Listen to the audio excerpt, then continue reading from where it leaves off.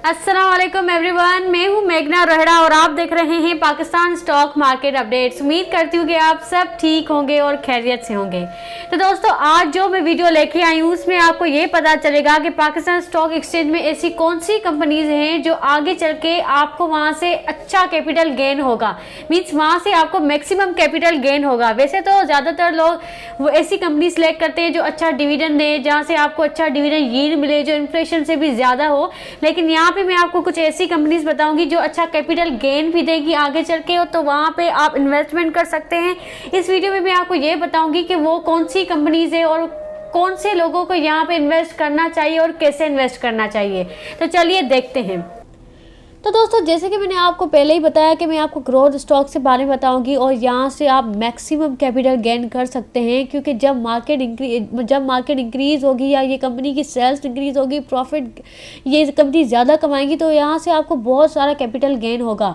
अब ये growth stock है क्या, ये कौन सी कंपनीज हैं और कौन से लोग इसमें इन्वेस्ट करना चाहते हैं और इनमें क्या चीज़ें देखनी चाहिए, तो ये सारी इंफॉर्मेशन आज आपको इस वीडियो में मिल जाएगी। तो ये वीडियोस आप मिस क्यों कर रहे हैं? इस चैनल को सब्सक्राइब करें ताकि ये वीडियोस कभी मिस ना हो और आपको ऐसी इन्फॉर्मेशन मिलती जाए और मार्केट में आप भी पैसा कमाएं। तो इस वीडियो को लाइक ज़रूर कीजिएगा। चलिए आगे बढ़ते हैं। अब डिविडेंड स्टॉक्स में और ग्रोथ स्टॉक्स में फ़र्क क्या है? तो डिविडेंड स्टॉक्स के बारे में मैंने तो आपको पहली वीडियो में ही बता दिया था कि डिविडेंड स्टॉक्स वो होते हैं जो ज़्यादा डिविडेंड यील्ड दें, मीन्स पाकिस्तान की जितनी इन्फ्लेशन है उससे ज़्यादा भी डिविडेंड यील्ड दें, तो वो कंपनीज बहुत अच्छी होती है लॉन्ग टर्म के लिए। और ग्रोथ स्टॉक्स वो होते हैं जो कंपनीज ज़्यादा ग्रो करती हैं मार्केट से भी ज़्यादा, और वो इनके ज़्यादा पैसा चाहिए होता है अपना बिजनेस एक्सपेंशन करने में। तो ये कंपनीज क्या करती है, ये ज़्यादा मूव करती है और यहाँ से लोगों को ज़्यादा कैपिटल गेन होता है। तो चलिए आगे देखते हैं कि इनमें और कौन सी कंपनीज है और स्ट्रेटजीज क्या हैं ग्रोथ स्टॉक्स की। सबसे पहले इन्वेस्टर्स को ये जानना ज़रूरी होता है कि ये ग्रोथ इन्वेस्टिंग है क्या। तो यहाँ पे लोग ज़्यादातर मीन्स जो इन्वेस्टर होते हैं उनका फोकस होता है कि हमें इस कंपनी के शेयर से ज़्यादा कैपिटल गेन हो। वो डिविडेंड यील्ड को इतना फोकस नहीं करते, बस वो ऐसी कंपनीज़ को सर्च करते हैं जहाँ से आपको ज़्यादा कैपिटल गेन हो। और वो कंपनीज़ कौन सी होती हैं? वो ऐसी कंपनीज़ होती है जो मार्केट से ज़्यादा ग्रो करती हैं। तो इन्वेस्टर्स क्या होते हैं कि वहाँ पर इन्वेस्ट करते हैं, वहाँ से कैपिटल गेन करते हैं, क्योंकि वो कंपनीज जो अपने प्रोडक्ट सेल करते हैं उनका मार्केट में कोई कॉम्पिटिटर होता ही नहीं है। उनके लिए एक वाइड मार्केट होती है जहाँ पे उनका अपना ब्रांड होता है, इसीलिए वो कंपनी ज़्यादा से ज़्यादा ग्रोथ करती है। तो वहाँ से इन्वेस्टर्स को क्या होता है, कैपिटल गेन होता है जब उनकी मार्केट शेयर प्राइस इंक्रीज होती जाती है। अब ये जो ग्रोथ इन्वेस्टिंग होती है वो टोटली अपोजिट होती है डिविडेंड यील्ड कंपनी से। जो कंपनी ज़्यादा डिविडेंड यील्ड देती है उनसे बिल्कुल अपोजिट में होती है, क्योंकि कंपनी अपना सारा पैसा अपने ऑपरेशंस पे लगा देती है, मतलब बिज़नेस को एक्सपेंड करने में लगा देती है। तो जबकि वो अपना सारा पैसा बिज़नेस को एक्सपेंशन में लगा देगी तो वो अपनी इन्वेस्टर्स को डिविडेंड देती ही नहीं है।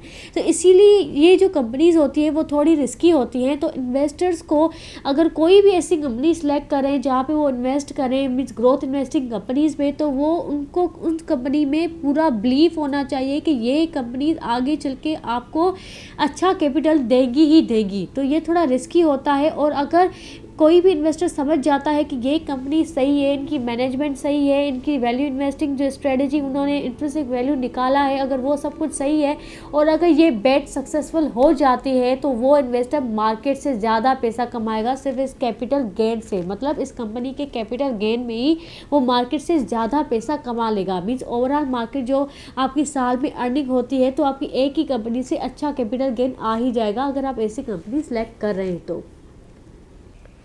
अब जो इन्वेस्टर्स हैं वो कैसे देखते हैं कि ये कंपनी ग्रो कर रही है अपनी पेयर कंपनी के साथ, मींस मार्केट में इसका कंपटीशन अपनी सेम इंडस्ट्री की कंपनी से कैसे चल रहा है, कौन सी कंपनी ज़्यादा अपने प्रोडक्ट सेल कर रही है और उनकी ज़्यादा सेलिंग हो रही है।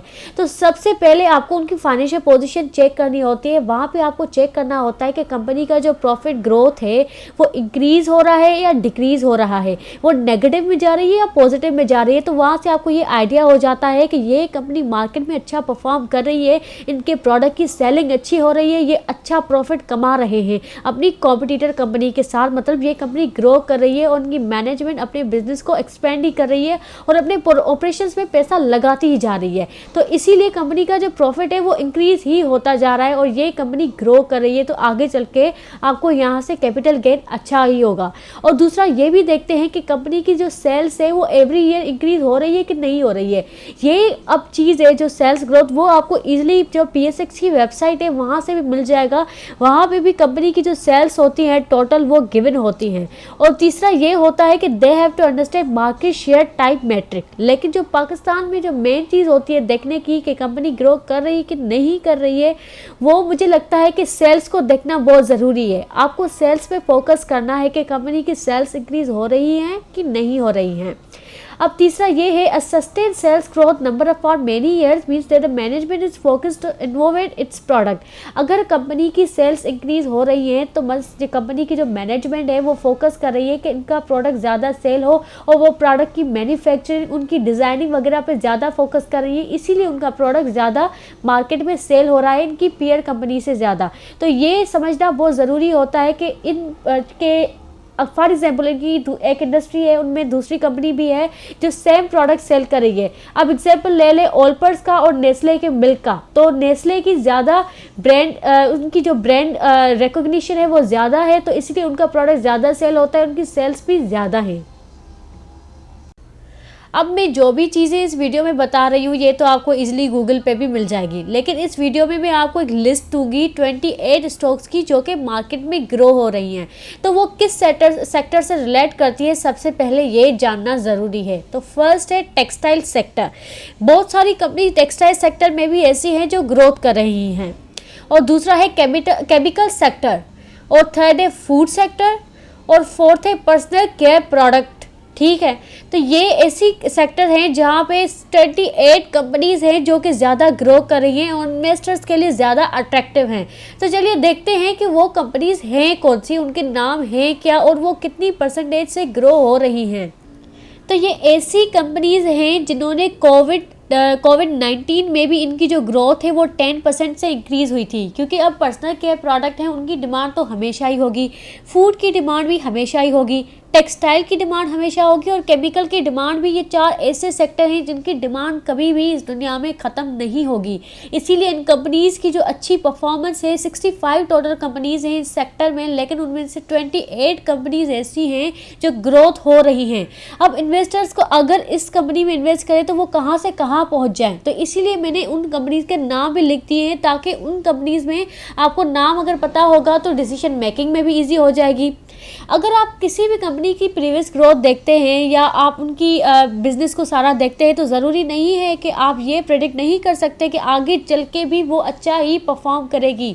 उसके देखने के भी कुछ तरीके होते हैं। फर्स्ट सबसे पहले जो होता है, आपको बिजनेस मॉडल समझना ज़रूरी होता है, उनका आगे चलने का विजन क्या है, वो आगे चल के आपको उन कंपनी को फोरकास्ट करना होता है। अगर आप खुद नहीं कर पा रहे तो कम से कम आप अपने ब्रोकर के साथ कंसल्ट करें कि इनका बिजनेस मॉडल है क्या, ये आगे करेगी क्या, इनके न्यू प्रोडक्ट कौन से आने वाले हैं या मार्केट में इनके कौन से लॉन्च होने वाले हैं, या आगे चल के इनका विजन क्या है, ये बिजनेस को कहाँ पहुँचाना चाहती है। इनकी जो मीटिंग्स होती है वो भी आपको अटेंड करना ज़रूरी होता है। आप सिर्फ इस बेसिस पे इन्वेस्ट ना करें कि इनकी प्रीवियस ग्रोथ अच्छी है, इनकी सेल्स अच्छी हो रही है और हर ईयर में इनकी इंक्रीज हो रही है, उससे ये पता नहीं चलेगा कि आगे चल के ये अच्छा ही परफॉर्म करेगी। फॉर एग्जाम्पल, किसी के साथ आपका रिलेशन है तो आप हमेशा ऐसे नहीं कह सकते कि इसके साथ मेरा रिलेशन हमेशा अच्छा ही चलेगा, वो रिलेशन आगे चल के ख़राब भी हो सकता है। तो आपको कुछ और चीज़ें भी देखना ज़रूरी होती है, कंपनी को फोरकास्ट करना होता है, कंपनी के बिजनेस मॉडल को समझना होता है। डेली बाय डेली आपको कंपनी की अप टू डेट इन्फॉर्मेशन होनी ही चाहिए। तो वो आपको मिलेगी या अपने ब्रोकर से, या आपको न्यूज़ से मिलेगी, या कंपनी की जो फाइनेंशियल रिपोर्ट है आपको वहाँ से मिलेगी, या कंपनी का जो कोई भी फॉर एग्जाम्पल उनका कंपनी का जो डिपार्टमेंट है आप वहाँ पे भी कॉल करके पूछ लें, क्योंकि आप वहाँ के शेयर होल्डर हैं। यू हैव टू राइट, आपको राइट है कि आपके पास कंपनी की हर इंफॉर्मेशन हो। अब जैसे कि मैंने आपको पहले बताया कि अगर आप किसी कंपनी में इन्वेस्ट कर रहे हैं, उनकी ग्रोथ स्टॉक्स कंपनी में इन्वेस्ट कर रहे हैं, तो आप उनके हिस्टोरिकल नंबर को ज़रूरी देखें। तो वो मैंने आपको इसीलिए कहा क्योंकि फॉर एग्जांपल अगर किसी भी company, for example Nestle company है और उनका प्लान है कि आगे चल के इस ईयर में हमें अपनी इतनी सेल्स ग्रोथ करनी है, तो मतलब इस कंपनी में कैपेबिलिटी है कि वो अपना जो भी प्लान सोच रही हैं, जो भी प्लान कर रही हैं, आगे चल के वो इम्प्लीमेंट भी हो रहा है और वो उनका वाकई में सेल्स उनकी इंक्रीज भी हो रही है, उनका प्रॉफिट भी इंक्रीज हो रहा है। तो इसलिए हिस्टोरिकल डेटा देखना ज़रूरी होता है और उनकी जो फ्यूचर ग्रोथ है उनको प्रेडिक्ट करना भी ज़रूरी होता है कि कंपनी का आगे विजन क्या है, उनके फ्यूचर प्लान्स क्या हैं, वो कौन सा प्रोडक्ट आएगा, वो कितने रुपीज़ में सेल होगा और उनकी मार्केट में क्या डिमांड है। तो इस चीज़ को भी समझना ज़रूरी होता है। उसके साथ साथ आपको हिस्टोरिकल डेटा से ये पता चलता है कि कंपनी क्या कंपनी कैपेबल है कि वो जो भी सोच रही है उसको इम्प्लीमेंट भी करे और वो सक्सेसफुल भी हो आगे चल के। अब हमारी कंट्री पाकिस्तान में वो कौन से इन्वेस्टर होने चाहिए जो इन ग्रोथ स्टॉक्स को खरीदें। तो सबसे पहले फॉर एग्जांपल जो न्यू इन्वेस्टर होते हैं, वो फॉर एग्जांपल किसी भी कंपनी में इन्वेस्ट कर रहे हैं, तो उनके पास इतनी कैपेबिलिटी हो कि वो 3 या 4 साल वेट करें, उसके बाद ही उनको यहाँ से कैपिटल गेन होगा। क्योंकि ये जो जर्नी होती है वो स्मूथ जर्नी नहीं होती है। यहाँ पे आपको वेट करना पड़ता है कि कंपनी अपना फॉर एग्जांपल जो भी प्लान कर रही है वो इम्प्लीमेंट करे और वहाँ से उनकी सेल्स इंक्रीज हो, फिर वहाँ से अर्निंग हो, तो आपको यहाँ से कैपिटल गेन हो जाएगा। फॉर एग्जांपल कुछ लोग ऐसे होते हैं जो डेली ट्रेड करते हैं, उनको जल्दी पैसा कमाने का होता है, बस जल्दी अमीर होने का होता है, तो वो इस कैटेगरी में नहीं आते। इसके लिए आपको सही से होमवर्क करना पड़ता है, सही से आपको कंपनी को समझना पड़ता है, उनकी फ्यूचर प्लान, उनकी हिस्टोरिकल ग्रोथ, उनकी सेल्स, उनकी प्रॉफिट जो ग्रोथ होती है, उन सब चीज़ों को देखना पड़ता है। वहीं से ही आपको फिर फ्रूट मिलता है, वहीं से आपको आपके सब्र का फल मिलता है। तो फॉर एग्जांपल अगर आप जल्दी जल्दी देख रहे हैं और जल्दी जल्दी रोज़ फॉर एग्जांपल आप स्क्रीन पे बैठे हैं, कब इनकी मार्केट शेयर प्राइस इंक्रीज हुई, कब इनकी डिक्रीज हुई, तो फिर आप इस कैटेगरी में नहीं आते। अगर आप इस कैटेगरी में आना चाहते हैं तो कम से कम आपको इंतज़ार करना पड़ेगा कि आगे चल के आपको अच्छा फ्रूट भी मिले, मीन्स अच्छा सब्र का फल भी मिले। अब मैंने आपको पूरा ज्ञान तो दे दिया कि ये ग्रोथ इन्वेस्टिंग है क्या, उसमें से कौन सी कंपनीज है और किन लोगों को ये खरीदने चाहिए। तो फॉर एग्जांपल अगर आप न्यू इन्वेस्टर हैं तो ज़रूरी नहीं है कि आप अपनी पूरी की पूरी वेल्थ इन स्टॉक्स में लगा दें। आपको अपनी वेल्थ का कुछ हिस्सा इस स्टॉक्स में लगाना है, क्योंकि जब मार्केट नीचे आ जाती है तो यही कंपनीज होती हैं, इनमें ज़्यादा टेंडेंसी होती है कि ये मार्केट से ज़्यादा नीचे हो जाती हैं। ठीक है। और दूसरा ये है कि make a systematic investment plan. आपको एक सिस्टमेटिक इन्वेस्टमेंट प्लान बनाना होता है कि एवरी मंथ आपको अपना कुछ पैसा इन स्टॉक्स में लगाना होता है, क्योंकि जब मार्केट नीचे आ जाती है तो आपको ऑटोमेटिकली डॉलर एवरेजिंग आपके लिए काम कर लेता है। तीसरा ये है कि बी स्पेसिफिक। आपको 15 कंपनीज में इन्वेस्ट नहीं करना। फॉर एग्जाम्पल यहाँ पे 28 कंपनीज लिस्टेड है, तो ज़रूरी नहीं है कि आप ज़्यादा पैसा अर्न करने के लालच में 15 कंपनीज में इन्वेस्ट कर लें। कम से कम आपको स्टार्टिंग में 3 या 4 कंपनीज को सिलेक्ट करना होता है, वहाँ पे आपको उन कंपनीज के साथ स्टिक रहना होता है, तो आगे चल के आपको मीनिंगफुल वहाँ से अर्निंग भी होगी।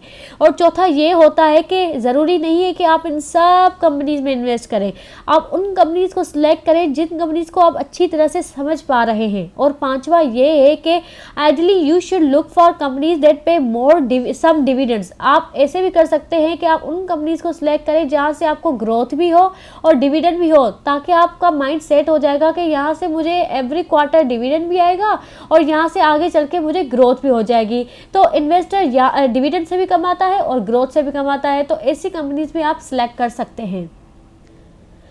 अब लास्ट में आता है कंक्लूजन। अब ये जो ग्रोथ स्टॉक्स कंपनी है ना, यहाँ से आपको मैसिव कैपिटल गेन भी हो सकता है। जब आप रिकॉल करें 2014 और 2015 को पीरियड में, कई कंपनीज की जो ग्रोथ स्टॉक्स कंपनी है उनकी जो प्राइसेस है वो 10 मल्टीपल से ज़्यादा इंक्रीज हो गई थी। और फॉर एग्जाम्पल अभी आप यंग हैं और अभी आपके पास पैसा है, तो आप इन कंपनीज में इन्वेस्ट करें, फिर आगे चल के आप बीच का टाइम जो है वो आप इंतजार करें, फिर आगे चल के आपको यहाँ से मैसिव कैपिटल गेन होगा। और पाकिस्तान स्टॉक एक्सचेंज में ऐसी बहुत सारी कंपनीज हैं जिसको कोई फ़र्क नहीं पड़ता पाकिस्तान की इकोनॉमिक कंडीशन से। वो इतनी स्ट्रॉन्ग कंज्यूमर ब्रांड कंपनी है जिसका पाकिस्तान की मार्केट में कभी भी उनकी डिमांड कम ही नहीं होगी, और कम से कम और इनकी जो इंटरनेशनल मार्केट में डिमांड है वो भी कम नहीं होगी। तो दोस्तों उम्मीद करती हूँ कि ये वीडियो आपको अच्छी लगी होगी। अब ये जो वीडियो बेस्ड है ये एक आर्टिकल पे बेस्ड है, और ये मुझे इतनी इंफॉर्मेटिव लगी कि मैंने सोचा कि आप सब लोगों के साथ भी शेयर करूं। तो उम्मीद करती हूँ कि ये वीडियो आपको अच्छी लगी होगी। तो इस चैनल को ना आप ज़रूर सब्सक्राइब करें ताकि ऐसे जो वीडियोस हैं वो आप मिस ना हो जाएं। ऐसी इंफॉर्मेशन जहाँ से आपको अच्छा कैपिटल गेन मिले, अच्छा डिविडेंड यील्ड मिले, ये क्यों इन्फॉर्मेशन आप मिस कर रहे हैं। तो इस चैनल को ज़रूर सब्सक्राइब करें, इस वीडियो को भी लाइक करें, और ऐसी वीडियो और भी आती रहेंगी जहाँ पर मैं आपको इतनी इंफॉर्मेटिव चीज़ें बताऊँगी। Thank you. उम्मीद करती हूँ कि ये वीडियो आपको इन्फॉर्मेटिव लगी हो और आगे चल के आपको इन्वेस्टमेंट डिसीजन लेने में भी हेल्प करे। अगेन मिलेंगे नेक्स्ट वीडियो के साथ। और अभी आपको ये तो पता चल गया होगा कि ये कौन सी कंपनीज है जहाँ से आपको अच्छा कैपिटल गेन होगा फ्यूचर में। तो अगर आप न्यू इन्वेस्टर हैं तो इस कंपनी में इन्वेस्ट करें ताकि आगे चल के आपको 3 या 2 साल के बाद अगर ये कंपनी जब मार्केट शेयर प्राइस इसका इंक्रीज हो जाएगा तो यहाँ से आपको अच्छा कैपिटल गेन होगा।